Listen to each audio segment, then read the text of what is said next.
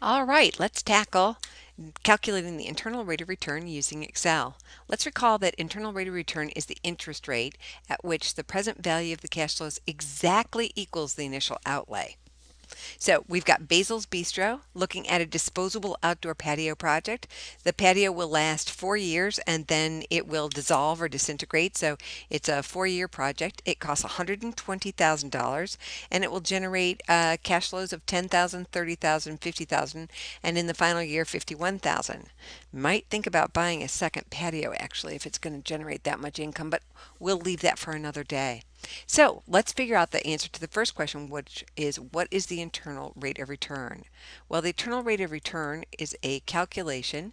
It's using the formula. So we'll go to Formulas, Financial, and we'll go too far, IRR. And it wants to know what values do we want to use. We can slide this off to the side. And we want to know the internal rate of return for this series of cash flows. We hit OK. And it tells us it's 6%.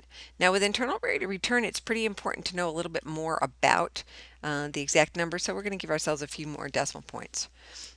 5.55%. So that's the interest rate at which this project, the present value of the cash flows, exactly equals the inflows. So if we can get money for less than 5.55%, it's a great deal. We should do it. However, if we have to pay more than 5.55% in our interest rate, we should not do it. So let's move down to our next question.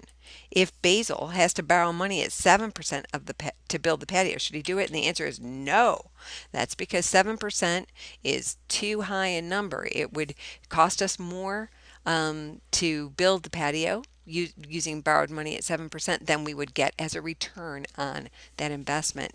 What if you can borrow at 3%? Well, yes, the answer is yes, because 5.55% is better than 3%, so it would be a good deal for us. And that's essentially the way internal rate of return works. Most companies don't use just their borrowing rate. They use a combination of their borrowing rate and the cost of their equity, and that combination is called the cost of capital, and that becomes the threshold for internal rate of return.